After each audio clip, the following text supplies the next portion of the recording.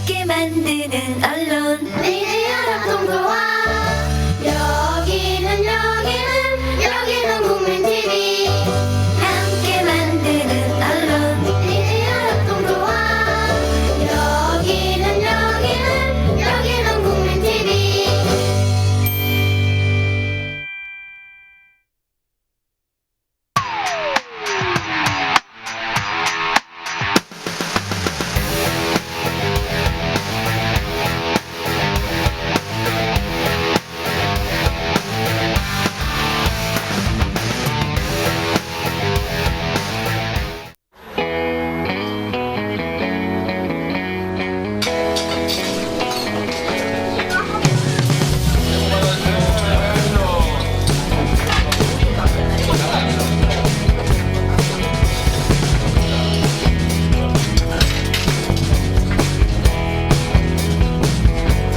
어땠어요, 음식?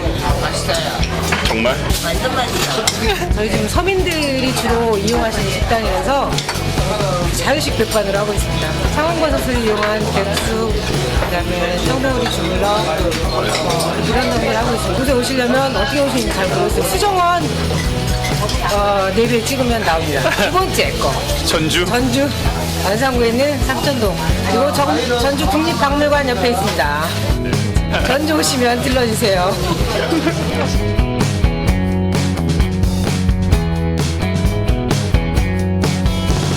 맛이 어땠어요? 먹을 게 없어요. 왜 먹을 게 없어? 맛있던데.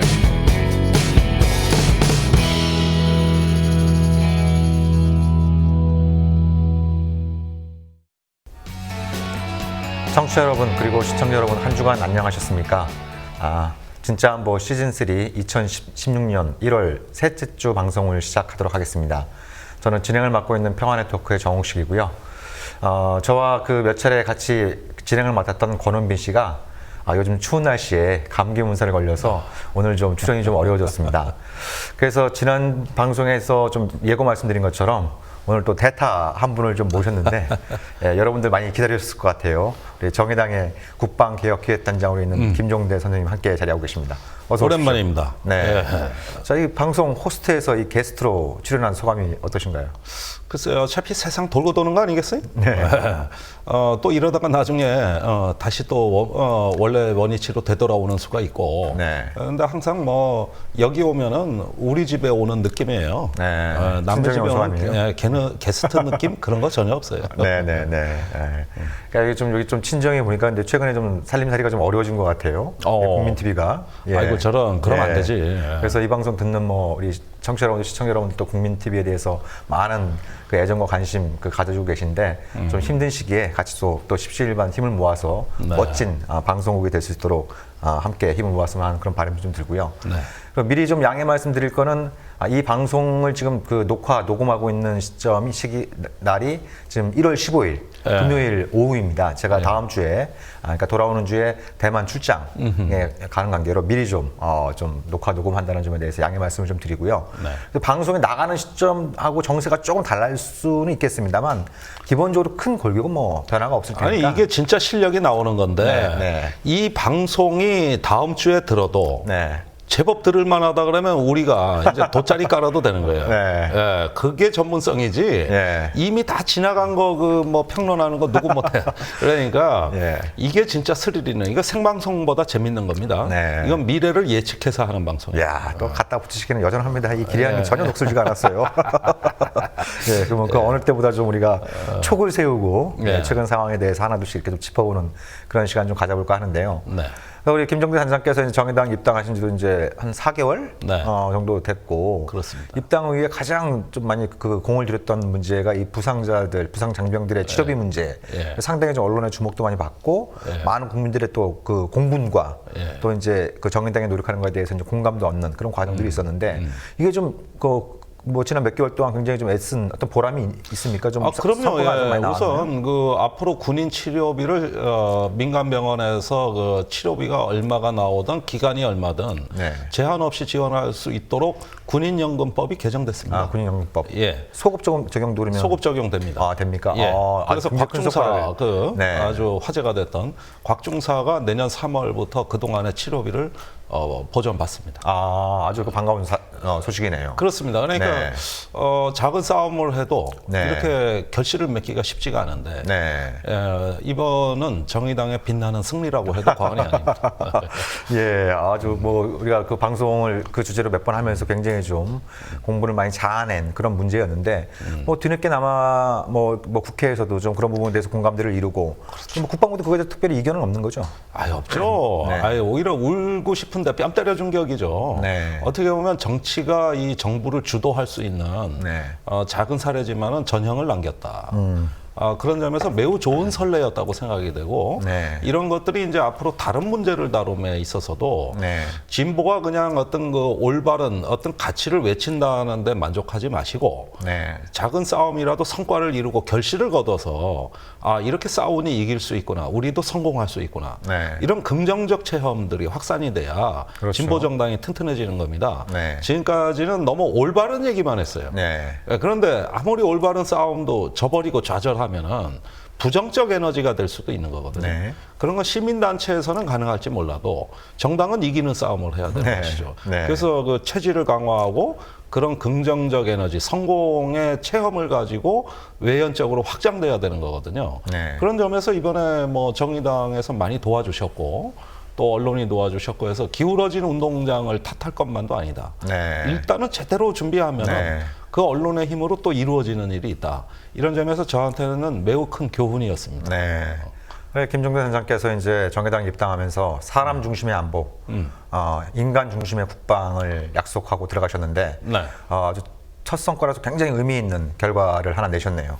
뭐 굳이 둘러대자면 네. 제가 그 정의당에 입당한 게 9월 초인데 네. 그때부터 북한이 왠지 좀 착해졌어요. 그 이전에 목함지뢰 사건으로 네네. 서로 네네네. 티격타격했는데 네. 갑자기 평화가 왔어요. 네. 그러면서 올해 이르기까지 북한이 뭐 거의 위협적이고 도발적인 게 없었습니다. 네, 불과 며칠 전까지는. 예. 그래가지고 네. 아니 왜 내가 입당했는데 착해지는 거요? 아니 딱 때는 안 배려한 거 아닌가요? 그런가? 예. 그래가지고 어쩔 수 없다. 네. 이제는 사람 중심, 네. 북한이란 변수가 아닌 우리 내부에 좀 성찰할 수 있는 아이템으로 가야 된다. 이거였어요. 네. 근데 올해 신년 벽두부터 어떻게 됐어? 그러니까 이게 네. 다시 옛날로 돌아갔잖아요. 그러니까 어떻게 보면 이제 그 부상장병 치료비 문제를 전면에 제기하고 그 과정에서 이제 성과가 나오면서 우리가 뭐 국방이나 군사 안보를 바라보는 패러다임을 네. 뭐 국가라든지 국제 관계라든지 이런 어떤 거대 담론에서 그 한 사람 개인 네. 사람 중심으로 접근하자라고 하는 일종의 좀 패러다임의 전환에 있어 굉장히 신선한 네. 이런 어떤 좀 충격을 주셨는데 이 새해가 밝자마자 북한에서 좀 큰 걸 하나 터뜨렸어요. 그래서 사실 이 핵 문제라고 하는 부분, 특히 네. 핵 무기 문제는 뭐 우리나라뿐만 아니라 이제 전 세계 진보 정당에서 굉장히 중요한 그런 어떤 문제다라고 할 수 있을 텐데 이거 관련해서 어떻게 뭐 정의당의 기본적인 입장이라고 그럴까요? 뭐 북한의 4차 핵실험, 뭐 수소폭탄이다 그렇게 주장도 하고 있습니다만 예. 뭐 어떤 입장을 좀 갖고 계신가요? 일단 가장 빨리 북한에 대한 비판 성명을 냈고 또 신속하게. 박근혜 대통령이 담화를 발표한 13일이죠. 네. 그 즉시 그날 오후에 가장 먼저 당대표가 대응 담화를 냈습니다. 굉장히 빨라졌네요. 빨라졌어요. 예. 네.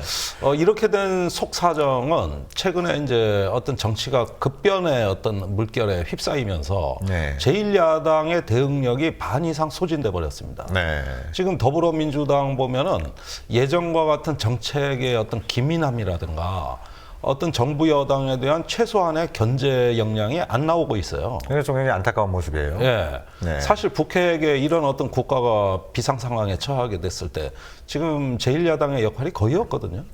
지금 네. 그런 상황이 우리로 보기에는 이게 이렇게 그 정치도 중요하지만은 나라의 문제, 안전의 문제가 정치에서 외면받는다고 그러면 누가 앞으로 한반도 평화를 얘기할 것인가. 네. 이런 부분을 대표님께 말씀을 드렸고 그래서 심상정 대표가 그럼 본인이 가장 먼저 하겠다.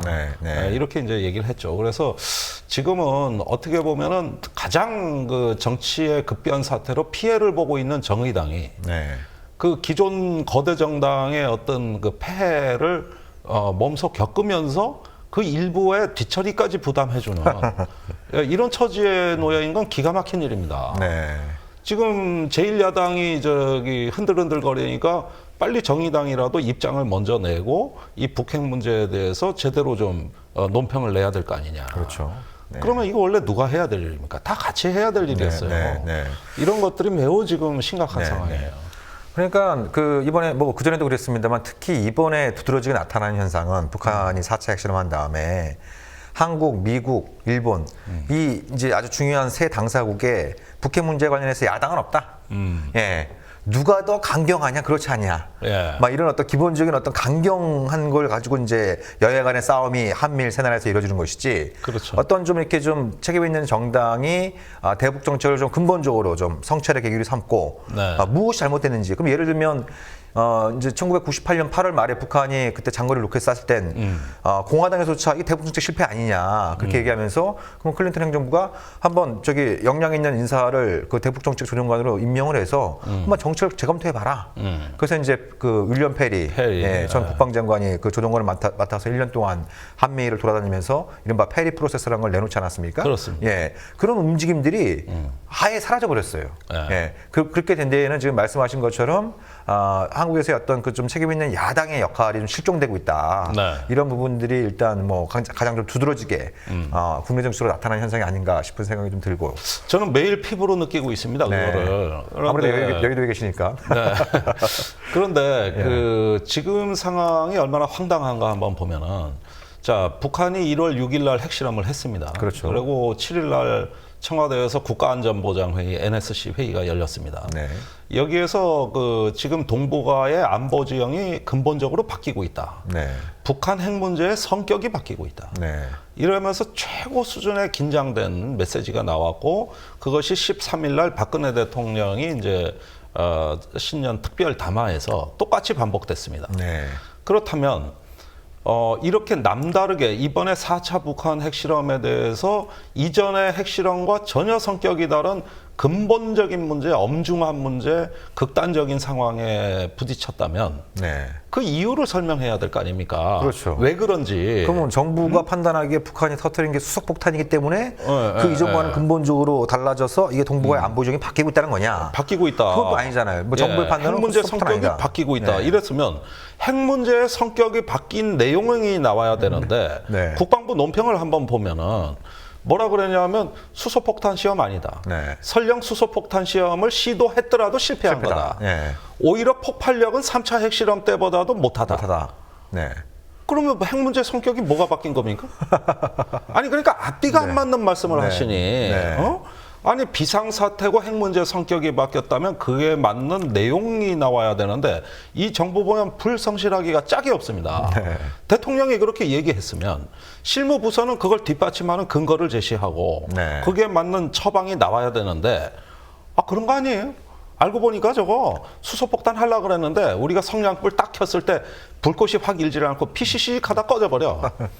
그럼 아무것도 아닌 거잖아요. 그러면 이게 어떻게 비상 상황이에요? 그러니까요. 이게 어떻게 핵 문제가 성격이 바뀐 거예요? 예전 성격 그대로지. 오히려 그만도 못한 거지. 그러니까 이런 부분에서 아무런 어떤 논리성을 갖추지 못하고 이것을 그냥 주장으로서만 나열하고 있는 이 정부의 현재 위기관리 상황이라는 건 끔찍한 겁니다. 그러니까 뭘 제대로 알고 떠드는 거냐 모르고 떠드는 거냐 이것부터가 우선 야당이 따지고 들어가야 될 상황이에요. 어디까지 하는 거냐 지금. 그리고 왜 몰랐냐 이런 것들이 예전에는 바로바로 나왔습니다. 그런데 그거 지금 여당 의원들이 따지고 있어요. 여당 의원들이요?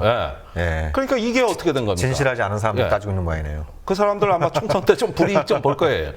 그러면은 지금 이 상황을 관리하는데 가장 치명적인 문제는 뭐냐면은 현 국면의 성격을 이해 못하는 데 있는 겁니다. 지금 상황을 어떻게 인식할 것이냐. 어떻게 인식할 것이냐. 근데 인식이 잘못됐다고 한다면 대응도 잘못될 수밖에 없는.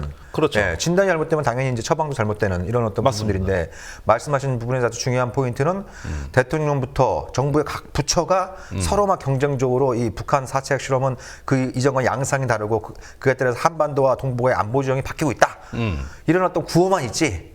내용이 없잖아. 내용이 없는. 아니 이런 양상이 어떤 뭐가 상황이고. 바뀌었는데. 아니 그래서 그런 것들을 얘기할 때는 어떻습니까? 이 정부에서 뭔가 국가 차원의 우리 정부의 종합적인 입장이라는 것이 나올 때 그것이 대통령의 발언으로 나올 때는 그에 상한 정확한 상황 평가. 그러면서 현재 상황에 대한 부처 간의 합의된 의견. 이런 걸 NSC에서 일종의 융합을 해가지고 여기도 융합하네. 북한만 하는 줄 알았더니. 융합을 해서 이것을 한번 익혀서 내보내야 되는 건데 지금까지 이제 뭐 이 방송이 나가는 다음 주까지도 좀 마찬가지일 거라고 봅니다만은 추가적인 정보 하나도 없습니다. 하나도 없어요. 그러면서 그 말로 나오는 레토릭은 이제는 상황이 바뀐 겁니다. 이거는 아주 구조가 바뀌고 본질이 바뀌고 성격이 바뀐 겁니다.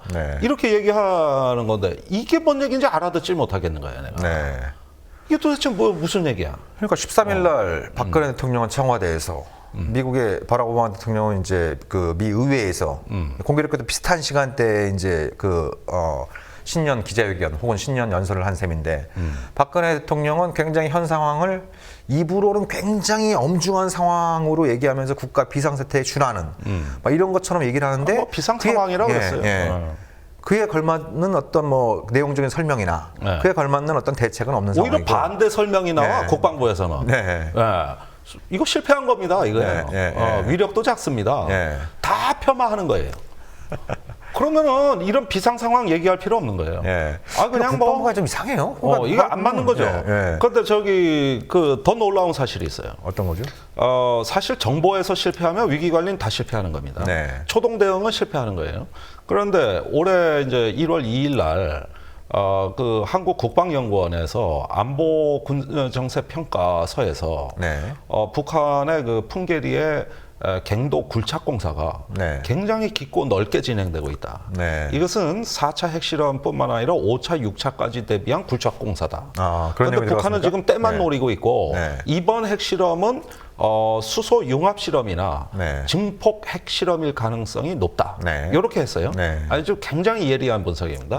그 다음에 1월 3일 날 그 이튿날 국군 화생방 사령부에서 이번에는 화생방 기술정보라는 문건을 발간하면서 여기에 똑같은 얘기가 나와요. 그러면서 이제 수소 융합 실험을 북한이 준비하는 정황이 있고 수소폭탄 실험일 가능성이 있다. 이렇게 얘기합니다. 그거는 여러 가지 정보들이 이제 나오고 북한 스스로 그렇게 얘기했기 때문에. 그런데 정작 놀라운 사건은 그 이튿날인 1월 4일 날 터집니다. 신년 인사차 국방부 기자실을 한민구 장관이 들렸어요.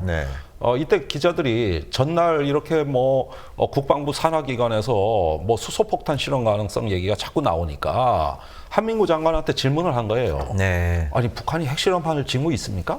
수소폭탄 이거 가능한 겁니까? 그러니까 한민구 장관이 뭐라고 답변하느냐?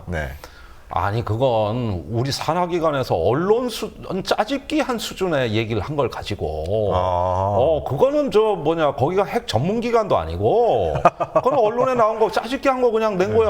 아무 의미 없어. 그다음에 북한이 핵실험한다는 징후는 전혀 없어. 이렇게 답변을 한 거예요. 1월 4일 날 장관이 그 산하기관의 보고서를 디스한 거네요. 디스한 거예요. 그런데 이틀 후에 어떻게 됐어? 터진 거죠. 이틀 후에 뻥 터진 거예요. 아니, 그러니까 국방부나 국정원의 설명은 은밀하게 해서 몰랐다. 이거는 일본은 말할 필요 없고 미국도 몰랐다. 미국도 몰랐던 걸 갖다가 우리가 모르는 것 같고 왜 자꾸 그거 갖고 질책을 하냐 이런 얘기거든요. 근데 작년 말만 하더라도 북한의 핵실험은 뭐 한 2, 3주 전에 북한의 로켓발사는 최소한 일주일 전에 탐지할 수 있다. 이렇게 호언장담을 하지 않았습니까? 그러니까 그거는 북한이 날 좀 보셔. 그 대놓고 할 때는 뭐 그 전에 할 수 있는 거고. 근데 정보라는 게 그렇게 은밀하게 하는 걸 포착하라고 있는 거 아닌가요? 그러면 뭐 북한이 우리한테다가 뭐 보도 자료 뿌립니까? 미리? 이거 언제 할 테니 좀 알아달라고? 물론 그럴 때도 있긴 있었지. 있어요. 그런데 작년 상황을 한번 보십시오. 내가 오늘 단독 보도 한 건 깔라 그래요. 아, 단독 보도. 이거 아주 네. 중요한 거예요. 네. 세월호 참사가 나고, 네, 재작년에 재작년에 예, 세월호 참사가 나고 4월 달이 몹시 힘들었습니다. 네. 사실은 그 전에 국정원이 서울시 간첩 그 증거 조작 사건이 터져가지고 네. 4월 전국이 발칵 뒤집혀 있는 네, 상황이었어요.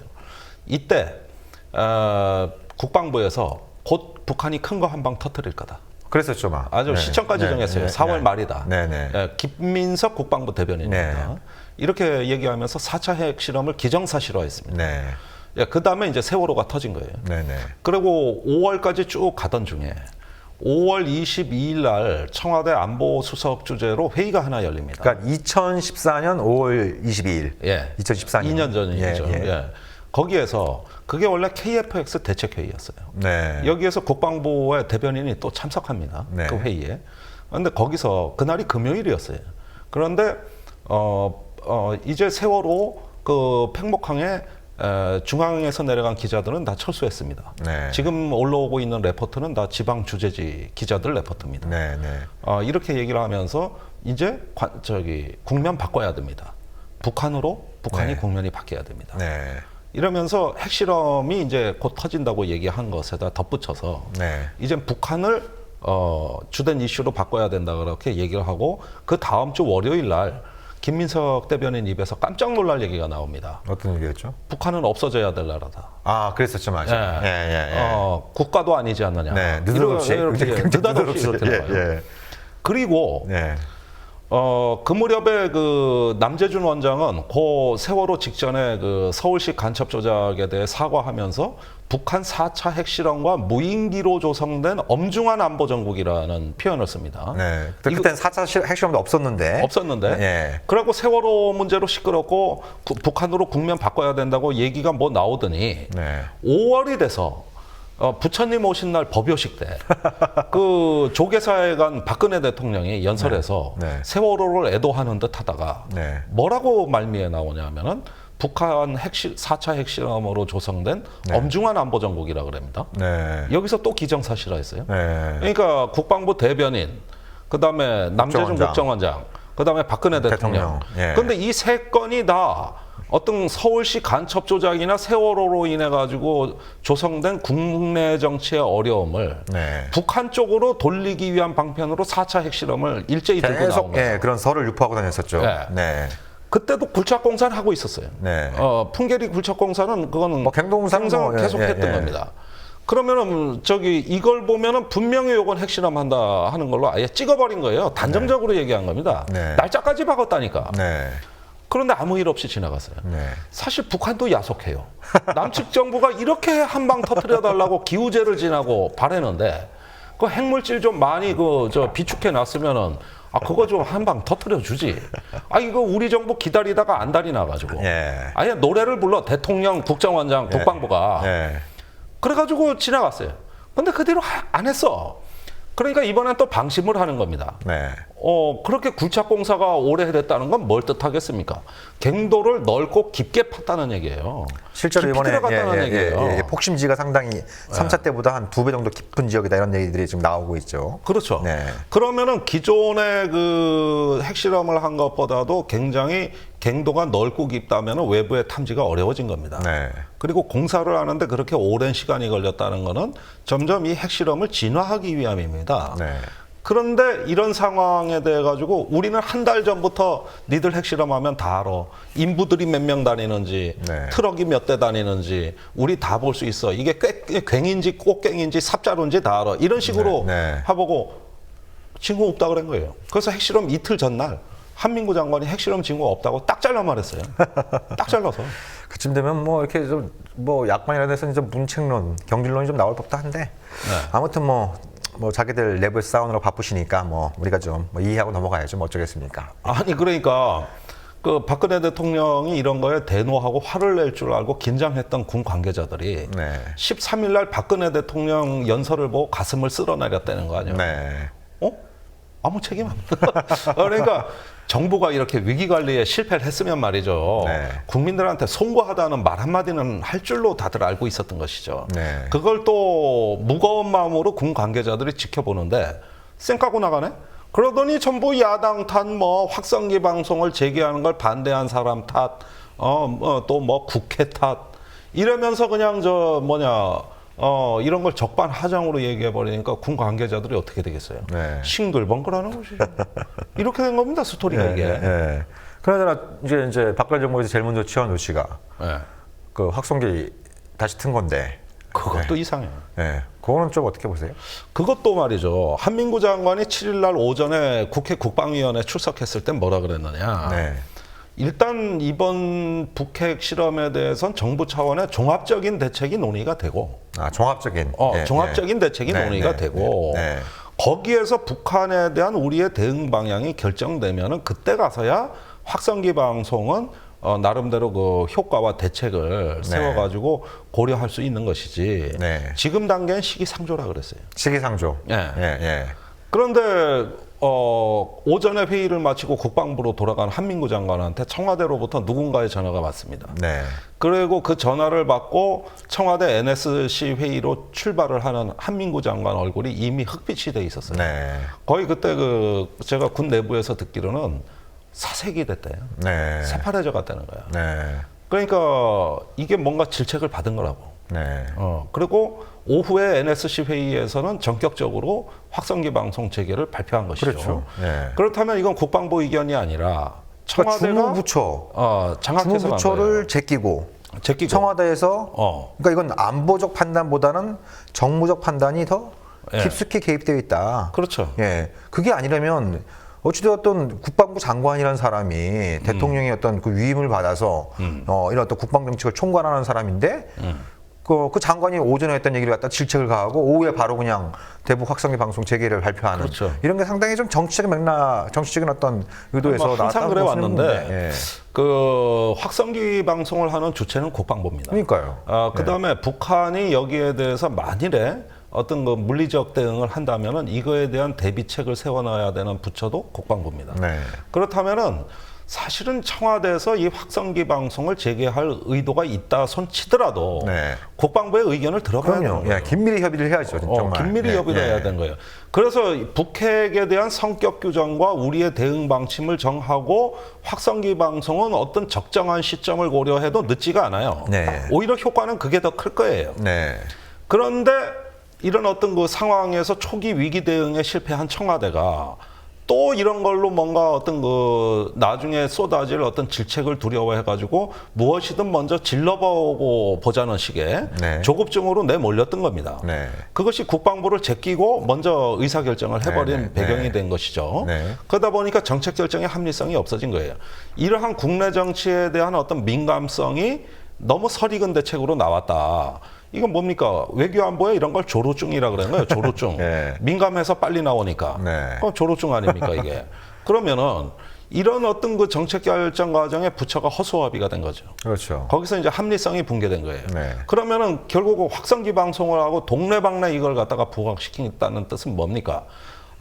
결국은 우리 정책적 대응 수단이 이처럼 빈곤하다는 걸 의미하는 것이죠. 그러니까 빈곤할 뿐만 아니라 효과적이지도 못한 카드를 먼저 써버리니까, 그러니까 대본에 이제 나오는 얘기가 러시아나 중국 정부가 나온 얘기가 관련국들은 북한은 말할 필요도 없고 한국, 뭐 미국, 일본 이런 이 관련국들도 냉전과 절제, 한반도 긴장을 고조시키는 행위를 하지 말라라는 이런 멘트가 나와버리니까 이런 입장들을 이제 나와버리니까 뭔가 이제 이번에 북한의 4차 핵실험에 대해서 이 국제사회의 강력한 어떤 그 대응, 뭐 거긴 제재도 포함될 수 있겠습니다만 제재에 대한 찬반 입장을 떠나서 정부의 입장이 어떤 이번에 이제 정말 그 국제사회에서 강력한 러시아와 중국을 포함한 강력한 어떤 대북 규탄과 제재를 추진하려면 그런 어떤 부분들을 말 그대로 한민구 장관이 얘기한 것처럼 종합적인 정부 차원의 종합적인 판단 하에 그런 것들이 나와야 되는데 먼저 꺼내버리니까 오히려 중국하고 러시아한테 어떻게 보면 이제 욕먹는. 그러다 이제 왕따 된 거죠. 우리나라가 지금 외교 참사를 겪고 있는 겁니다. 완전히 쪽박찼어요. 뭐 시진핑 주석은 전화도 안 받는다면서요. 전화도 안 받고 중국 국방부장 장찬위안 한민구 장관이 전화해도 안 받아. 안 받아. 그래가지고 뭐 한나인 개설했다고 막 좋아하더만. 뭐 자랑하더니만. 그런데 완전히 그 따돌림 당한 거죠. 지금 북한이 고립되고 있는 게 아니라 대한민국이 고립되고 있어요. 미국은 모른 채 하지. 중국은 전화도 안 받지. 일본만 설치고 있어. 그러니까 이런 상황에서 보면은 이게 얼마나 외교 참사냐. 사실 미국의 어떤 그 오바마 대통령 연설이 이제 박근혜 대통령하고 비슷한 시각에 이루어졌지 않습니까? 네. 그때 그 정부의 입장을 추종하는 보수 논객들이 종편에 나와 다 뭐라 그랬는지 알아요? 뭐라고 그랬나요? 이렇게 같은 시각에 양국 정상이 연설을 하는 게 바로 한미 공조가 잘 되고 있는 명확한 근거다. 그러니까 그것도 이제 이게 다 양국- 북핵의 예. 동시 상향으로 예. 한미 양국이 동시에 확성기를 틀어주면 이게 이제 한미 동맹이 역사상 최고로 좋다라는 것도 보여주고 보여주고 박근혜와 오바마가 이만큼 이제 긴밀하게 의사소통이 되다고 하는 걸 이게 보여주는 거다. 보여주는 거다. 이렇게까지 해석이 예. 나왔어. 근데 그런데 한 2시간 후에 오바마 연설에 보니까 일보가 들어가는데 예. 북한 얘기 안 하는데요? 예. 이거요. 예. 그렇게 말하던 보수 농객들이 또 이제는 돌려쳐서 전략적 인내를 넘어 이제는 전략적 의도적인 무시를 하고 있다. 예. 이것도 전략입니다. 이렇게 말을 바꿔. 예. 사실 사람들은 그 사람들이 논평을 어쩌다가 보시니까 뭐 그럴 수도 있겠다 이러시지만 네. 그걸 다 이어서 붙여보면은 네. 저 사람들은 평론가도 아니에요. 말하자면 시정 잡배들이 어디서 그냥 되는 대로 떠드는 사람들이 네, 방송 네. 그 좋은 플랫폼을 다 오염시켜도 네. 국민들은 말 안 해. 네. 이게 웃기는 거야 이게. 아니, 그러니까 정말 한미 공조가 제대로 되고 있다고 한다면 네. 그러면 적어도 박근혜 대통령도 신년 기자회견 전에 또 오바마도 그 이제 연두교수 발표 전에 예, 한반도 이 북한 문제에 관련해서 양측이 어떤 좀 조율된 그 메시지를 낼 것이냐 네. 이런 부분들이 좀 긴밀하게 협의가 되고 나와 이게 정상 아닙니까? 네. 예? 네. 그런 경우들이 과거에 많지는 않았습니다만 그렇게 정부가 얘기하는 것처럼 한미 동맹의 역대 최강이라고 한다면 그 정도의 절차는 있었어야 되는데 이거는 뭐 정부조차도 이 오바마 연설문에 북한이 들어가나 마나 이걸 갖다 사정도 제대로 파악도 못 하고 있는 아니 못 하고 상황이고. 있었고 네. 오바마 대통령이 그 전화가 온 게 7일 날이에요. 네. 오전입니다. 그런데 그 전에 안보의 당사자인 박근혜 대통령을 위로하는 전화를 먼저 한 것이 아니고 네.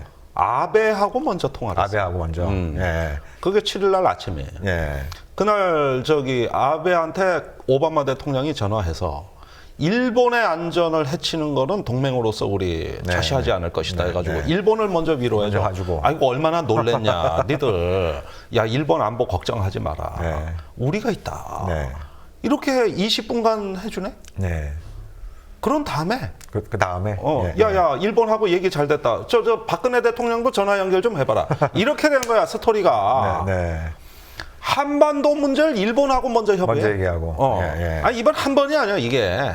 지금 저기 이 한반도 문제를 오바마가 아베를 끼고 돌면서 위기 관리를 하고 있는 게 영역하고 박근혜 대통령은 그 다음이에요. 그러니까 완전 졸로 보고 있다는 게 이제 여실히 드러나는 거죠, 뭐. 그러니까 내가 그건 그 그룹 박근혜, 총수 예. 회장이라면 예.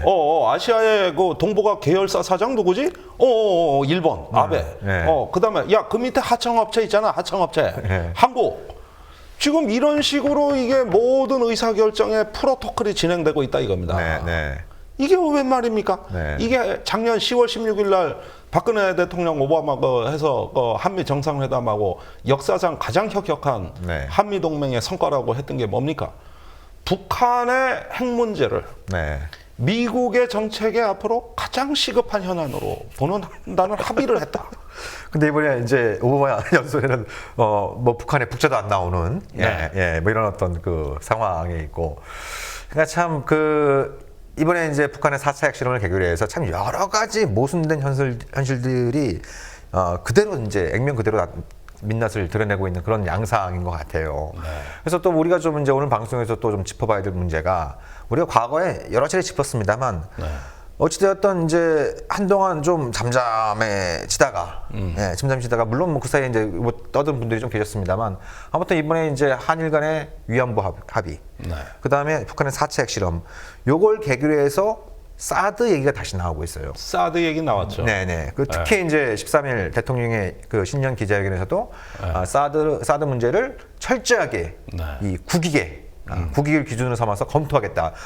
정부의 그 고위 관계자 그것도 대통령의 입에서 검토라는 말이 나온 건 이번이 제가 알기로는 처음이거든요. 네. 그전에는 3-NO 그래갖고 검토 안 한다고 그랬지. 미국으로부터 뭐 요청받은 바도 없고 한미 간에 검토한 바도 없고 그래서 결정된 것도 없다. 이른바 그 3-NO라는 입장을 일관되게 유지를 했는데 최고 국정 책임자 입에서 검토라는 단어가 나왔어요.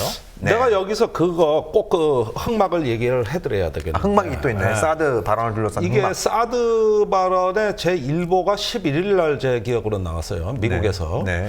근데 그 발언한 당사자가 누군가 보니까 윌리엄 코엔 장관이에요. 전 미국의 국방장관, 예. 클린턴 정부 당시에. 네. 이 사람이 지금 뭐 하고 있느냐? 그렇죠. 요거 아주 중요합니다. 요거 아주 중요한 거예요. 요거. 예. 예. 코엔 그룹이라는 컨설팅 회사를 네네. 만들었어요. 그렇죠. 네. 근데 재작년에 한국의 로키드 마틴이 F-35를 네네. 팔아먹는 계약을 네. 한국 정부하고 체결했는데 이건 한국 정부의 입찰 결과를 뒤집어 엎고 정책을 흔들어서 그렇죠. 압력을 넣어가지고 네. F-35를 팔아먹는데 그때 당시에 로키드 마틴에 고용된 게 바로 코엔 그룹의 코엔 회장이에요. 네네. 이 사람이 마크 로비를 담당해요. 네네네. 즉 로키드 마틴의 로비스트. 로비스트죠. 예. 로비스트입니다. 예. 근데 예. 사드를 어느 회사에서 만들어? 로키드 마틴이죠. 그러니까 요거 예. 일관성이 있어. 그러니까 일관성. 예. 그다음에 저기 박근혜 대통령이 이 로키드 마틴에 대해서 이해할 수 없는 편향성을 보인 건 한두 번이 아닙니다. 네. 자, 우선 F-35 그렇죠. 이건 말할 네. 것도 없는 네. 거예요. 이건 네. 말할 것도 없는 거고 12월에 박근혜 대통령의 정말로 이해할 수 없는 행태 하나. 어떤 거였죠? 그 미국의 고등훈련기 사업에 네. 로키드 마틴이 입찰을 하는데 네. 그게 이제 한국에 우리가 생산한 T-50 고등훈련기를 플랫폼으로 해서 네.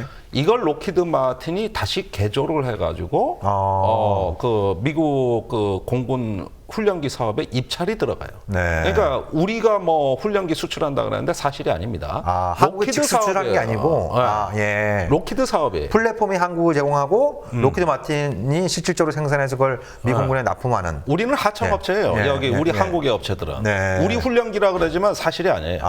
이거 아예 한국의 네. 업체는 명단에서 빠져요. 그래요? 그래서 이건 에어버스, 보잉, 락히드 3파전입니다. 네, 네. 예. 그리고 이게 입찰이 2018년경이나 돼야 될뚱말뚱이라 가지고 네. 아직 형체도 없는 사업이에요. 네. 그런데 로키드 마틴이 그 사업에 도전하겠다 그러면서 시제기 출고식을 하는데 네. 이게 우리나라 경남 사천에 왜냐하면 T-50은 한국에 다 있으니까 네네. 여기서 출고식을 하는데 네. 여기에 박근혜 대통령이 가. 장관들 다 데리고 산자부 장관, 국방부 장관 뭐 다 데리고 몽땅 다 데리고. 미국 로키드 마틴의 미 공군을 대상으로 한 네. 훈련기 이 입찰 사업에 대한민국 대통령이 관련 그러니까 장관들 남의 나라 전투기 시제기에 자기네 시제기 하는데 그럼 로키드에선 누가 왔느냐? 네. 사장이 왔을까? 아니고 누가 왔나요? 아태 담당 부사장이 왔어요. 담당 부사장 중에 급이 제일 낮아요. 그러니까 국방부가 보니까 황당한 거야. 남의 나라 전투기 사업에 여기에는 락히드 사장도 안 오는 그냥 자기네끼리 하는 거에 왜 우리가 이렇게 다 가냐. 이거 격이 안 맞는다. 근데 문고리 권력이 밀어붙인 거예요.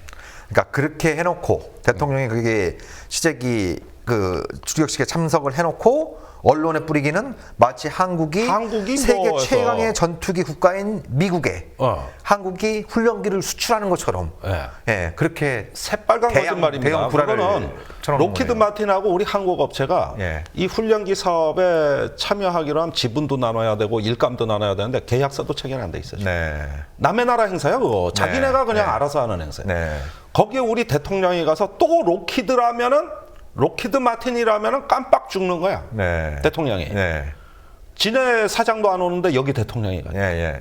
깜빡 죽는 거야. 벌써 로키드와 관련해서 이 대통령이 하는 짓거리들 뭐라고? 완전히 이거 가서 충성맹세하는 거나 다름없어요. 전투기 사업과 같이 그때 논란이 서서히 부상하던 게 전 시작 정권 그 환수 연기 문제가 있었잖아요. 그때 윌리엄 코엔이 그런 얘기를 했었잖아요. 한국의 입장을 호의적으로 고려할 필요가 있다. 그런 얘기를 해놓고 마크에서는 이제 전투기 팔아먹는 거 이렇게 하는 거고. 그러면 이번 북핵 위기가 딱 났을 때 락히드가 지금 미 국방부에 애타게 바라는 건 뭐겠습니까? 사드의 대량 생산, 즉 MD 예산을 확보하느냐 못하느냐가 가장 중요한 겁니다. 작년에 미 국방 2015-16 회계년도 국방 예산 승인 시에 가장 쟁점이 됐던 게 MD 예산을 얼마로 편성할 거냐예요. 그 중에서도 사드. 그러니까 사드가 작년에 논란했던 게 원래 작년에 그 록히드 마틴이 그 미 육군에 납품하기로 한 그 사드형 요격 미사일의 숫자가 44개였습니다. 네. 근데 실제로 요즘 7개밖에 안 돼요. 그럼 왜 그랬느냐? 그 요격 미사일에 내장되는 그 컴퓨터 메모리 칩에 문제가 발생해가지고 이 문제가 발생해갖고 목표했던 양의 4분의 1밖에 납품을 못한 4분의 5분의 1밖에 납품을 못한 네. 이런 일이 벌어진 거죠. 그러니까 네. 미국 의회에서 이거 뭐 하는 거냐? 이거 뭐 하는 거냐? 사드 예산 팍 깎어. 그래서 사드 예산이 굉장히 그 많이 깎인 이런 상태에 있는 거죠. 그뿐만이 아니고 작년 9월에 미국의 그 미 육군과 해군 그 참모총장이 그때 당시에 척헤이건인가 그 국방장관한테 편지를 보내서 이 사드를 포함한 MD 예산은 근본적으로 재검토해야 된다. 이게 돈 잡아먹는 하마가 되면은 미국의 국방 예산은 이 시스템이 다 붕괴된다 이게. 이래가지고 이걸 우려하는 편지를 보냈고 얼마 후에 국방 예산을 책정할 때 오바마가 MD 예산을 자른 겁니다. 장관하고 총장들이 건의를 하잖아. 그러니까 여기 뭐 우리 스캐퍼로티 그 주한미군 사령관이 사드 배치할 것처럼 지랄 연병을 했잖아요. 그건 지 의견이고 미국 내 사정이 안 되는 거야 지금. 그러면 락히드 입장에서는 감칠맛이 날 거 아니야. 감질맛이. 요게 예산을 지금 태우냐 마냐 이런 시점이고 이 로비가 가장 집중돼야 되는 시기에 보고금과 같은 사건이 터진 거예요. 그게 바로 1월 달에 북핵 실험인 겁니다. 고세를 못 참고 코엔 장관, 전 장관이 한국의 사드 배치론을 다시 끄집어냈고 이걸 미국 언론보다 국내 언론이 그냥 대대적으로 보도를 한 겁니다. 그러니까 사드 얘기만 나오면 막 서로 경쟁적으로. 그런데 그자가 록히드 마틴의 로비스트라는 말은 안 하고 전 국방장관이라는 걸 부각시켜서 하니까 이게 마치 미국의 오피니언 리더들의 의견인 것처럼 이렇게 호도가 된 거죠. 그러고 나와서 우리 대통령이 검토 발언. 이게 이제 록히드에 대한 충성 맹세 몇 번째야 이게. 그러니까 F-35에 TX에 이번에 사드까지 이 발언이 나오니까 즉각 기다렸다는 듯이 그러면 지금 한국에 갖다 놓을 사드가 없거든 미국 내. 그러니까 저 괌에 있는 거라도 일단 빼가지고 한국에 배치할 수 있다. 이 기회에 한미일 미사일 방어 시스템을 대폭 강화하자. 이렇게 얘기가 나온 것이죠. 백악관에서. 그렇죠. 지금 보니까 이렇게 잠잠해지던 사드가 이제 다시 지금 막 그 불이 붙여지고 있고. 근데 여기에 대해서 몇 가지 좀 주목할 만한 현상들이 있는 것 같아요. 아까 말씀드린 것처럼 대통령에 비해서 검토를 한 발언이 최초로 지금 그 나온 상황이고. 그리고 미국은 이제 위안부 그 협상 타결을 계기로 해서 한미일 간의 군사적 결속, 그 핵심에는 MD가 있지 않습니까? 미사일 방어 체제가 있는 거죠. 그래서 올해부터 좀 계획을 쫙 내놓으려고 하는데 북한이 먼저 한 방 딱 터뜨려줬고 이런 어떤 흐름들이 있고. 그리고 또 하나 중요한 부분이 이제 그 더불어민주당 내에서도 찬성론이 나오고 있어요. 그전에는 뭐 굉장히 좀 신중하거나 아니면 반대 입장이 좀 강했던 것 같은데 사드 배치에 대해서 신중해야 된다거나 아니면 이거에 대해서 반대한다는 목소리들은 굉장히 수어들은 반면에 이제 확성기 이런 걸로 소용없고 이제 사드 갖다 놔야 된다 이런 식의 어떤 얘기들이 이제 부상을 좀 하고 있는.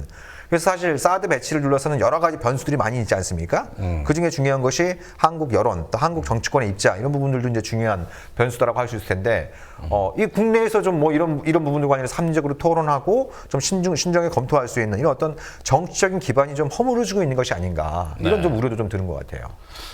그 부분이 이제 가장 걱정하는 점인데 지금 어떤 그 이합집산하는 정당들의 정체성과 기본 어떤 정신, 원칙 이런 부분들이 정말 혼탁하게 진행되다 보니까 지금 이게 똥인지 된장인지 가릴 만한 내부에 필터링되는 정책 구조가 존재하지가 않고 대외적인 정책 능력이 대단히 야권이 취약해져 가고 있습니다.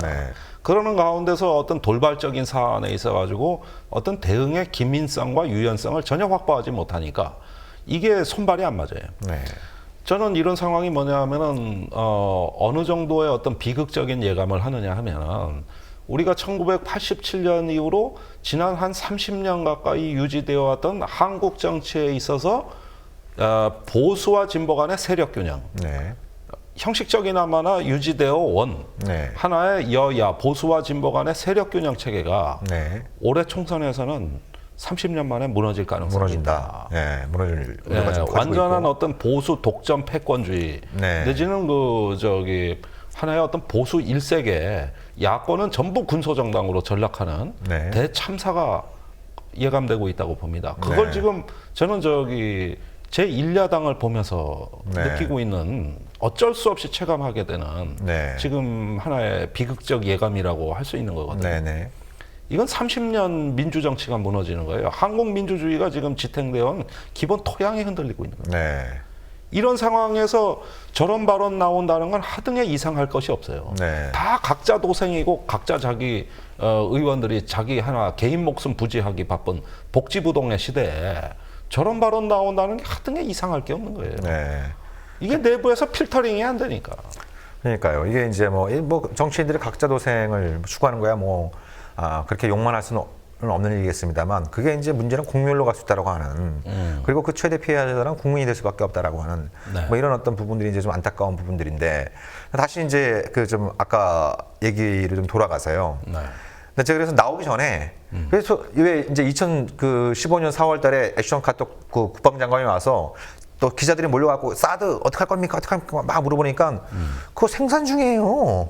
네? 그거 생산도 안 끝난 거 같고 뭐 이렇게 자꾸 물어보냐고. 예, 예. 그렇게 해서 이제 논란이 많이 수고들지 않았습니까? 예. 그래서 지금 상황은 어떤가? 그래서 제가 좀 찾아보니까 일단 작년 12월 달에 5번째 사드 포대를 미 육군이 인수를 했습니다. 5번째. 아하, 그러니까 지금 5번째. 현재 5개 포대가 있고 하나가 괌에 가 있고 네. 나머지 4개는 이제 포트 블리스 텍사스주에 있는 포트 블리스 방공사령부에 있는 이런 어떤 상황에 있죠. 네. 그래서 그 중에 제2, 제3 포대는 이제 왜 이제 뭐 그 사드를 구매했다고 이게 바로 전력화가 가능한 것이 아니고 시험 운용을 해봐야 되고 작전분들 또 숙지훈련도 해야 되고 하니까 한 2년 안팎 정도의 시간이 걸리잖아요. 네. 제2, 제3 포대 같은 경우에는 그게 거의 마무리 단계에 네. 가 있는 이런 상황이어서 제5포대는 이제 네. 인수 중이고. 예, 예.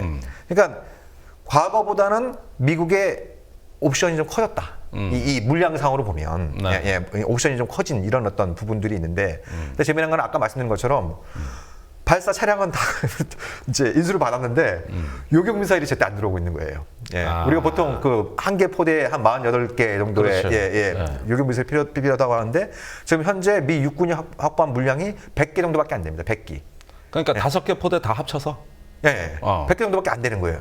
예. 그러면 2개 포대 분량밖에 그거밖에 안 되는 거예요. 그러니까 발사대는 있는데 거기에 꽂아놓을 유격미사일이 좀 부족한 이런 어떤 그 상황이어서 그래서 실제로 미국 정부가 뭐 그런 결정을 내리더라도 내리기도 쉽지 않을 뿐더러 뭐 다른 이유 다 떠나서 일단 뭐 갖다 놓을 이제 유격미사일 자체가 굉장히 좀 부족한 상황이니까 당분간은 사드 논란들 상당히 좀 유령의 논란 비슷하게 전개될 가능성이 높다. 그러니까 그 포대 미사일이 100기밖에 안 된다는 것은 아까 얘기했던 그 컴퓨터 아까 칩이라 그랬습니까? 예, 컴퓨터 메모리 칩이죠. 컴퓨터 메모리 카드. 예. 이런 부분에는 시스템하고 그 인티그레이션 즉 통합되는데 문제가 생겼다는 거죠. 얘기 아닙니까?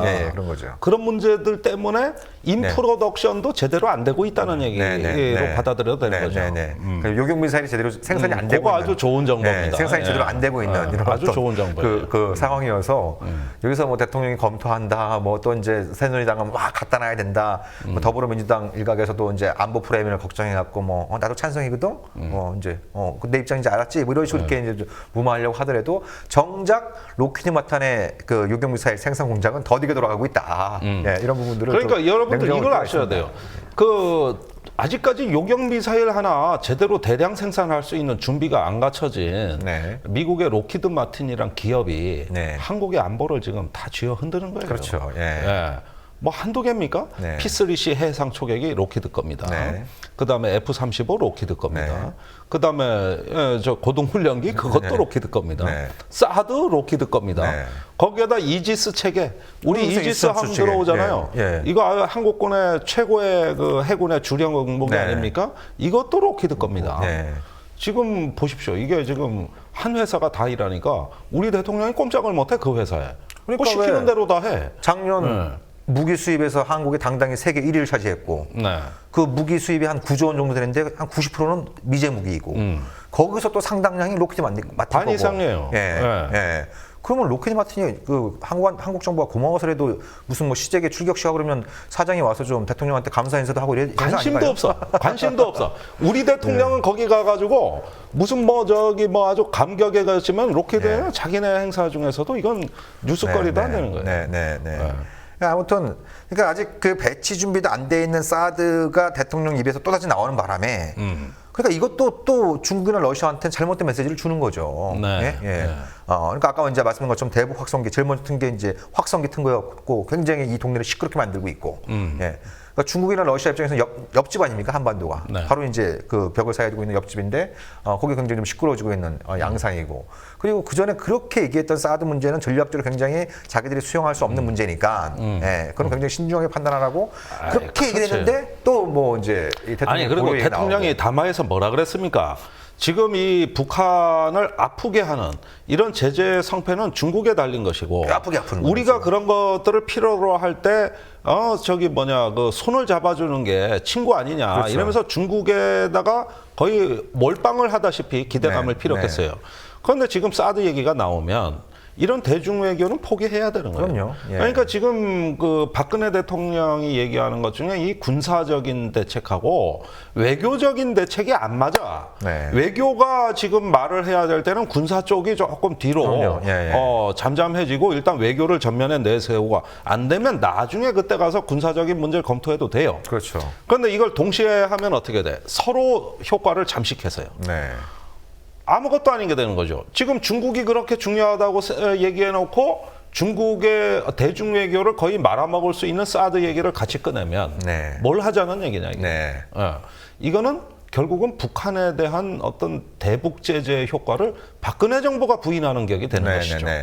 아주 아이러니한 거예요. 제재가 해법이 될 수 없다라는 걸 박근혜 대통령께서 내심 알고 계시고 뭐 겉으로는 하는 척 해야 되니까 뭐 제재를 강화해야 된다, 뼈 아프게 만들어야 된다, 뼈저리게 만들어야 된다 이렇게 말씀을 하시지만 그게 사실 효과가 없으니까 그걸 다 염두에 두고 이렇게 하시는 게 아닙니까? 그러니까 자기가 고말해 놓고 효과를 자기가 사드 얘기를 끌어들여 가지고 그리고 사실 우리 그 사드 갖고 걱정들 많이 하시는데 갖다 놓고 싶으면 갖다 놓으라 그래. 우선 정 대표 말대로 갖다 놓을 사드가 있냐? 뭐 이따 손 씻자고 저기 괌에 있는 거 빼오면 된다. 6시간이면 온다. 괌에 있는 건 못 빼갑니다. 거기는 이제 거의 상설 기조화 돼 있어 갖고 거기 못 빼갑니다. 거기. 그러니까 다 말인데 그래서 갖다 놓는다 치면 어디 갖다 놓을 건데? 어디 갖다 놓을 거든 문제도 있고 5km 전방을 싹 비워줘야 된다고 레이더가 가동돼야 되니까 평지에 그 해야 되거든. 어디 갖다 놓을 건데? 그러니까 그럼 저 대구 비행장 그거 다 밀어버려야 돼요. 좀 미군은 대구에 갖다 놓고 대구에 지역구를 두신 의원분들이 사드 또 배치에 열렬하게 또 찬성하신 분들이니까 아니 그러다가 저 박근혜 대통령한테 총선 공약으로 내 지역구에 갖다 오겠다. 내셔라. 그러다가 이제 박근혜 대통령한테 배신의 정치로 응징당한 거 아니야, 그지? 그런 말 하다가, 그지? 그러니까 자 이거 보십시오. 전부 엉터리 얘기가 이게 혼재돼 가지고 이게 지금 어떤 상황이냐면은. 정부가 완전히 엘리트 패닉 상황이라고 보시면 됩니다. 국민들은 차분한데 정부의 엘리트들이 패닉 상태에 빠진 거예요. 똥인지 된장인지 몰라. 찍어 먹어봐도 몰라. 그러니까 이런 것들이 혼재돼 가지고 무엇이 우선적인 어떤 그 정책인지 우리의 또 비핵화의 의지, 목표, 비전, 수단이 뭔지를 알아먹지를 못한다는 거예요. 그러니까 사실은 저는 한 지난 20년 동안 진보는 태화만 줄창 주장하고 보수는 제재만 줄창 주장하고 무슨 고장난 녹음기처럼 보수 진보가 똑같은 주장을 20년째 틀어놓은 것도 사실 개인적으로는 좀 서글퍼요. 이제는 자 우리 보수 진보 다 못 막았다 북한 핵을. 그냥 같은 얘기만 되풀이하지 말고 너도 한계가 있고 나도 한계가 있으니 새롭게 서로 좋은 장점을 합쳐서 창의적인 방법을 우리 같이 한번 만들어보자. 이런 얘기가 이제는 나올 때가 됐거든. 아니 정의당이 안보 문제에 관해서 상당히 그 중도적인. 아니 안보 문제이기 때문에 그러는 거예요. 뭐 우리도 보수한테 배울 게 있다면 배우겠다는 거야. 그런데 서로를 부정하는 이런 것들로 20년간 이념 갈등하고 싸워보니 더 나빠졌다고. 그러니까 이게 갈수록 국내 정치화 되는 문제. 그러면은 국민들이 단합해라, 통합해라, 박근혜 대통령, 난 그 말은 좋은 말이라고 봐요. 그렇다면 어떻게 해야 돼? 이제는 이런 어떤 성급한 설익은 대책을 막 쏟아내는 어떤 그 혼란상을 보여줄 게 아니라 네. 성찰하고 반성해야죠. 네. 그래서 어디서부터 이런 구조적인 문제에 우리가 무엇을 놓치고 왜 위기관리가 실패하는 것인가 네. 이런 걸 성찰하고 반성하고 심지어는 적에게서라도 나는 배울 자세가 돼 있다. 네. 이러면 국민 통합이 안 되겠습니까? 네. 전 된다고 봅니다. 네. 근데 그런 걸 안 하고 이제 막 자기 과시적이고 자기 위신 세우기 위한 설익은 대책을 남발하다가 결국은 결과는 더 나빠진단 말이에요. 그러니까 이게 뭐 정치인들이 이렇게 막 근본적인 한계이겠습니다만 어찌되었던 정치인들이 좀 내가 왜 정치를 하느냐. 그럼 뭐 누가 이제 원내대표를 이제 원내대표를 사퇴하면서 남긴 유명한 말이기도 합니다만 나는 왜 정치를 하는 건가. 이런 그 초심을 우리가 늘상 갖고 있기는 어렵더라도 그걸 끊임없이 좀 되새기면서 특히 이런 어떤 이제 그 굉장히 안보 문제가 중대한 문제가 발생했을 때 정부도 결국 확성기 먼저 틀고 자꾸 이걸 판을 키워가지고 뭐 이 졸속적인 이 굴욕적인 위안부 그 합의에 대한 비판적인 여론도 무마시키고 계속 좀 이걸 좀 장기화시켜갖고 좀 총선에서 좀 안보 프레임을 짜고 싶어하는 이런 정치적 냄새가 풀풀 풍기는 거 아니에요. 네. 여기에 대한 어떤 좀 이렇게 큰 야당들에 대응하는 것도 우리가 지난 총선 대선 안보 문제 때문에 진 것 같은데 이번에는 좀 안보에 강한 정당 아니 안보에 강해지란 에 대해서 누가 반대를 하겠습니까? 예. 근데 그 안보에 유능한 정당, 강한 안보를 주창하는 게 반드시 그런 어떤 대북 강경책, 대북 제재, 사드 도입 이런 어떤 실패한 정책들을 야당도 되풀이하는 것이 과연 강한 안보 정당으로서의 위상을 그러니까 지금 거냐. 정치가 실종됐다는 네. 게 이 외교 안보에서도 가장 큰 걸림돌입니다. 네. 우리의 어떤 그 플랫폼 하나가 없어지고 있는 거예요. 네. 그러니까 이럴 때 정의당이라도 많이 지지해 주실 필요가 있어요. 네. 그런데 이게 사실은 정의당 지지하는 것도 중요하지만 야권 전체가 지금은 가라앉고 있기 때문에 네. 이러다는 다 죽습니다. 네. 그게 지금 비극적 예감이에요. 이런 파국을 맞이하면 안 되는 거야. 왜? 그렇게 되면 우리가 30년 동안 이루었던 민주주의의 기본 조건이 상실이 되고 외교 안보는 어떻게 되느냐. 점점 나쁜 결과를 맞이하는 실패한 안보가 되기 때문에 그런 겁니다. 네. 아니 그 진보가 뭐 일부러 안보를 망쳤습니까? 이게 지금까지 그걸 갖다가 팔아먹고 상업적으로 이용하고 국내 정치에 악용한 이런 것들이 청산이 안 되니까 안보가 나빠지는 그렇죠. 거예요. 이게 뭐 가짜 안보잖아요. 네. 그러니까 이런 부분들부터 보면은 저는 박근혜 대통령이 이번만큼은 이제라도 정신을 좀 차렸으면 좋겠어요. 네. 안쓰러워 못 보겠어요. 저렇게 뭘 모르고 자꾸 이렇게 나가면은 네. 이 나중에 전쟁의 어떤 위험에 시달리게 되면 지금 경제가 얼마나 안 좋은지 아십니까? 그러니까요. 외국인들 그러지 않아도 증시 빠진다고 난립니다 지금. 네. 이런 어떤 상황에서 여기에 어떤 거 안보적인 부담까지 키워가지고 누구 좋으라고 이 긴장을 조성합니까? 네. 그 제재하자 이게 좋다 이게요. 북한 아프게 했다 이게요. 그건 누가 좋아하겠습니까? 네. 누가? 그러니까요. 그렇게 해서 우리한테 얻어지는 실익이 뭡니까? 네. 예. 이런 걸 좀 계산 좀 하고 종합 대책을 세우면 왜 안 됩니까? 네. 그걸 못 하니까 문제. 네. 그러니까 우리가 아까 그 두 명의 윌리엄을 얘기하지 않았습니까? 네. 사실상 그 로키드 마틴의 로비스틴 윌리엄 코현이 있고, 네. 예, 그 전에 그 선배격이죠. 선배 국방장관인 윌리엄 페리도 잠깐 얘기를 했었는데, 윌리엄 페리가 뭐 최근에 뭐 책도 내고 그러면서 나름대로 이제 자기 본인이 죽기 전에 이 핵무기가 얼마나 이 무시무시한 무기이고 인류 생존과 핵무기가 공존할 수 없다라고 하는 걸 그걸 알리기 위해서 남은 여생을 다 바치겠다. 뭐 이렇게 지금 이제 결기를 보여주고 있는 이런 어떤 양상인데요. 그러니까 그런 거 아니겠습니까? 그러니까 뭐 북한이 됐든 그 누가 됐든 간에 핵을 만들려고 하는 어떤 나라가 있으면 핵을 포기하게 하는 방법은 크게 두 가지가 있는 거잖아요. 하나는 고통의 크기를 키워가지고 예, 고통스럽게 만들어갖고 예, 잘못한 걸 깨닫게 하거나 아니면 그 잘못된 길을 끝까지 고집하게 하면 숨통을 끊어놓는 예, 이런 어떤 접근 방식이 있을 것이고 또 하나의 접근 방식은 너 그거 왜 만들려고 하는데 그 만들어서 뭐 하려고 하는데 그러면 우리가 어떻게 해주면 그걸 포기하려고 하는데 그러니까 잘못한 건 맞지만 그 핵을 개발하려고 하는 동기, 배경 그리고 뭘 요구하는지 그 얘기를 듣고 상호 만족할 수 있는 그런 어떤 방법으로 문제 해결을 시도하는 예, 그건 협상의 방법인 거죠. 전자가 고통의 크기를 키우는 방식이 제재 위주의 접근이라고 한다면 상대방의 얘기를 경청하면서 서로 이제 공통분모를 만들어서 만족할 수 있는 방법으로 문제를 해결하는 과정은 결국 협상의 과정. 그렇죠. 이런 어떤 그 부분이었는데 윌리엄 페리가 그 99년 그 5월달에 평양에 갔다 와서 유명한 말을 남기지 않았습니까? 예.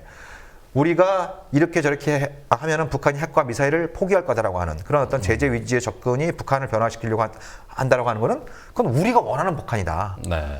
내가 직접 가서 얘기해보고 나도 뭐 한국의 임동원 장관부터 시작해서 여러 사람 만나서 내가 내린 결론은 우리가 상대해야 될 북한은 우리가 원하는 북한이 아니라 있는 그대로의 북한이고 그 있는 그대로의 북한의 핵심은 우리가 북한의 핵과 미사일에 대해서 위협을 느끼듯이 북한 역시 우리로부터 위협을 느끼고 있더라.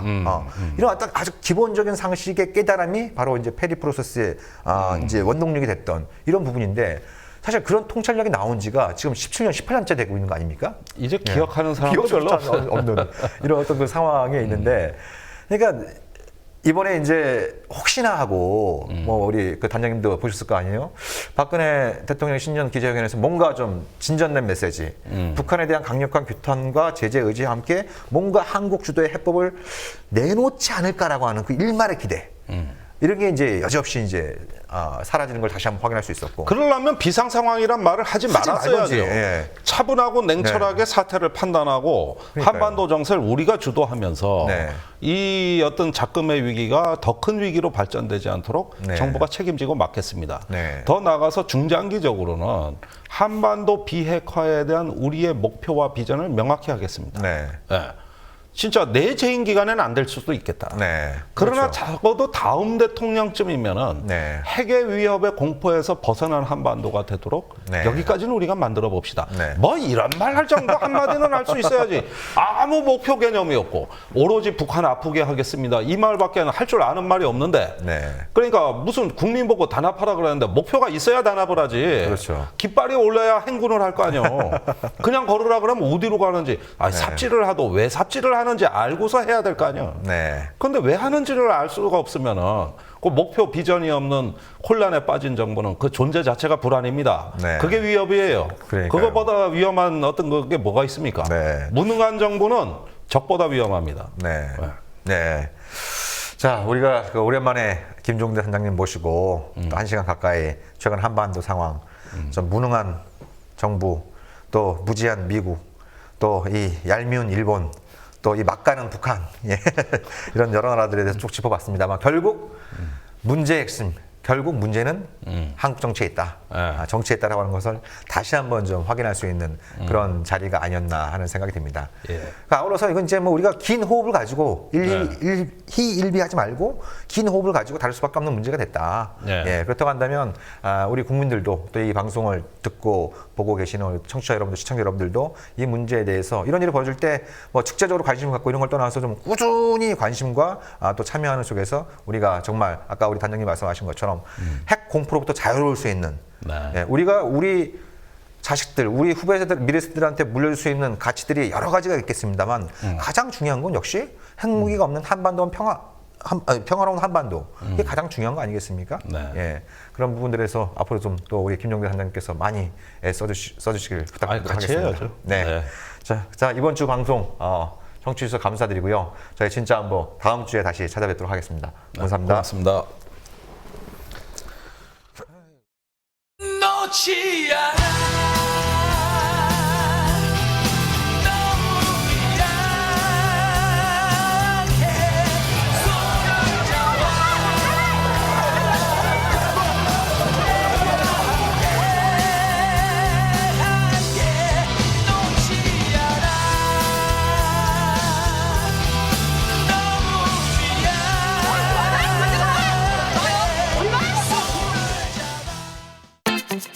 국민TV, 국민라디오 그리고 뉴스케이를 응원하시는 분들 미디어 협동조합 조합원 가입으로 힘을 실어주십시오. 그리고 기존 조합원분들은 월조합비 납부 신청을 해주시면 감사하겠습니다. 조합원 가입과 월조합비 납부 신청 문의는 홈페이지 국민.tv 또는 서울전화 3144-7737로 연락주시면 됩니다.